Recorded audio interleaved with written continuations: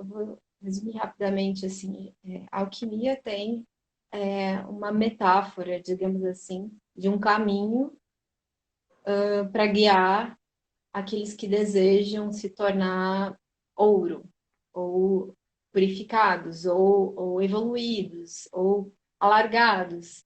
Radiante. Então, radiantes, maravilhosos. E aí, essas fases alquímicas, elas têm uns nomes, né, que querem dizer ideias de processos psíquicos e que acontecem durante o nosso desenvolvimento, não só psíquicos, mas espirituais, digamos assim. Então, uma dessas fases se chama mortificatio, que é quando acontece a morte, que pode ser uma alegoria, né? Ou pode ser a morte mesmo, física. Mas é interessante que depois Aham. da morte vem a putrefácio. E é na putrefação, no apodrecimento, que acontece a purificação. Dentro da alquimia, tem esse trabalho, por exemplo, que eu faço com os florais, que a gente faz a limpeza de uma série de questões com a ajuda das flores. Olha, Mas isso é uma prática e tem várias outras práticas, assim como dentro do Tantra eu sei que há muitas práticas de purificação. e o processo se relaciona também com isso, né? Yoga, você vai esticar o corpo ou trabalhar a respiração, mas sobre a tomada de consciência sobre o seu corpo e o que anima ele, né? Que é a respiração. E a importância, né, desse cordão umbilical com a vida, que é a respiração. Se a gente para de respirar, nós morremos, né? Então, a partir daí, a partir desse pilar central, como realmente nessas profundezas da nossa consciência. O budismo ele utilizou dentro dessa retroalimentação, né, com o budismo, utiliza essa forma de ver as 8 consciências. Então nós temos a consciência auditiva, táctil, da visão, e tudo.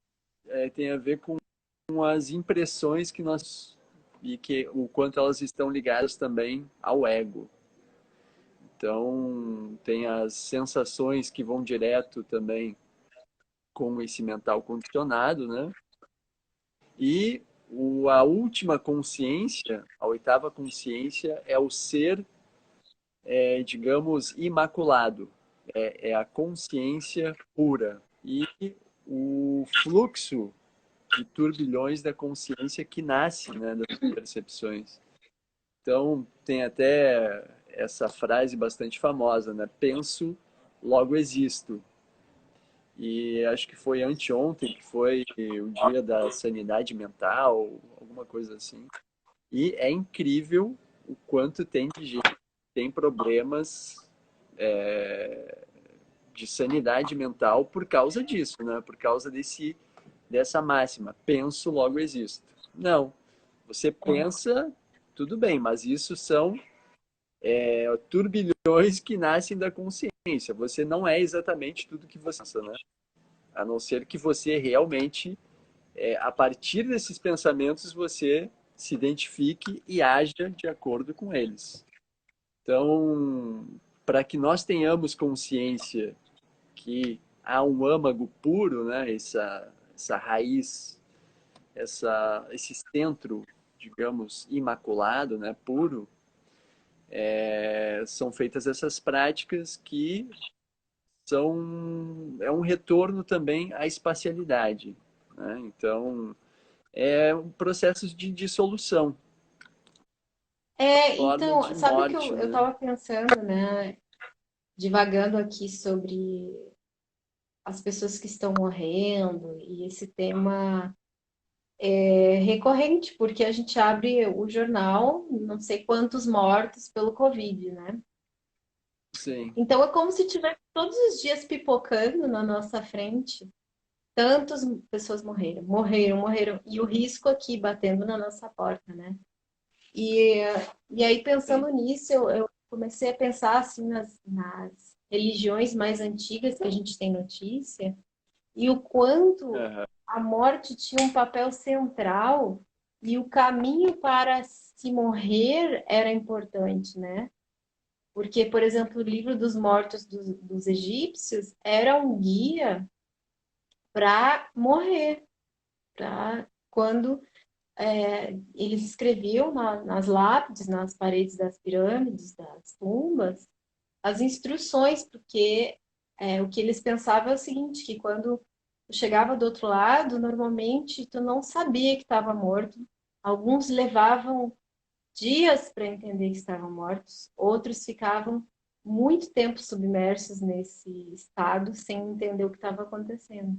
Sim. Então é como o fio de Ariadne, assim, tu chega no labirinto e tu tem um guia.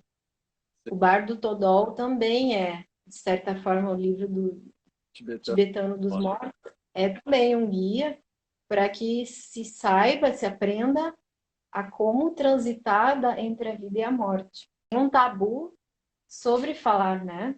Sim. E isso é uma grande perda, eu acredito, para nós, porque não falando sobre a morte, ela se torna dramática e trágica. É, Não pensando sobre ela, a vida se anestesia. Porque o que dá o contraste da vida é a morte. Então, negar a morte é negar a vida. Essa visão do rosário chega a um determinado ponto em que está criada a consciência sim. e que a gente para de repetir esse ciclo e parte para um outro ciclo maior. Só que tomar consciência da morte tem a parte boa, que é sair da repetição, mas tem a parte difícil, que é lidar com o terror dela, O terror da morte. que é olhar ali nos olhos e saber que ela vai te decepar. Em algum momento. Um momento. Em algum momento, tu vai ter que te entregar a ela. E sem aviso prévio. Que Então, é uma questão de perspectiva no fim, né? é, de perspectiva e de se abrir também, né? É um estado de abertura. Porque, você vê, tem muita gente que reclama, eu não recebo as coisas. A maioria das vezes isso é uma dinâmica de não se abrir realmente. Né? Então você se fecha porque você tem, sei lá, você acha que isso ou aquilo está errado, ou tem esse pensamento dualista, né? E isso daí você se fecha para toda a experiência da vida.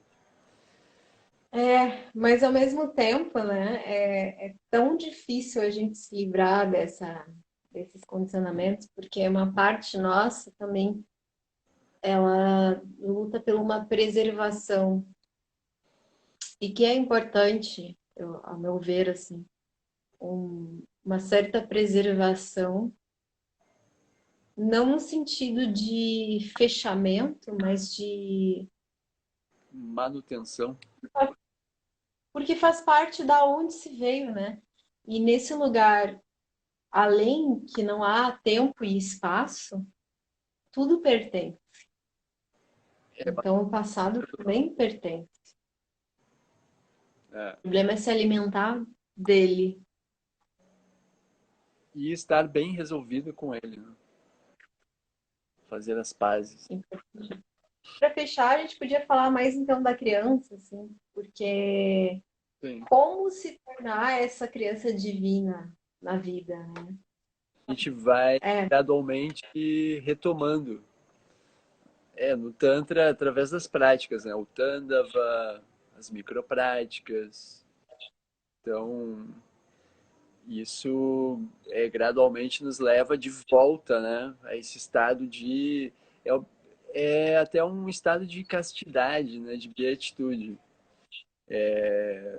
Não no sentido que você vai ser uma pessoa casta, no sentido estigmatizado da palavra, mas sim essa pureza de coração mesmo. Quem é muito condicionado vê alguém que tem essa liberdade, essa espontaneidade e pega mal, por vezes. Verdade. Isso incomoda. É, Incomoda justamente as pessoas que estão presas nos condicionamentos. Aí vem alguém e faz tudo o que tu queria fazer e não faz. claro. Quer matar aquela pessoa, porque tu tá esfregando na cara dela que é possível. E que ela não faz porque ela é uma cuzona.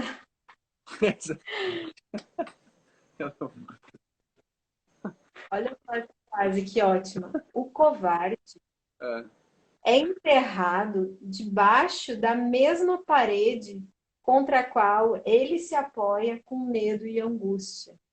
olha, É, faz parte ter medo, mas como diz uma professora minha, bota a fraldinha e vai. bota a fraldinha. Bota a fraldinha e vai, entendeu? Não dá pra gente ficar Caso se escondendo com medo. As coisas vão ser independente de nós. E quanto mais a gente se esconde, parece que mais elas nos acham, né? com certeza. E mais dramáticas elas são. Então tem que ir, tem que ir. É, Tem. tem coisas que retornam constantemente, né? Até que nós resolvamos para passar de fase, vai continuar. Isso. E aí vai aparecendo mais zumbi, né? É, Mais monstro, mais zumbi, a coisa vai ficando mais. O monstro vai crescendo e boa parte desse monstro é a nossa fantasia. sim, Que às vezes ele é um verme desse tamanho, que a gente torna ele a teta assassina do Woody Allen, né? o monstro embaixo da cama. Porque quando eu comecei a fazer yoga, que começou a vir bem forte isso em mente, observando as pessoas, né, e o funcionamento delas, que realmente eu estava vendo todos os adultos, todos os seres humanos adultos como crianças também, perdidas, sabe? Com um nível de consciência muito fragmentado ou contraditório, enfim. Sim, É. maturidade, né?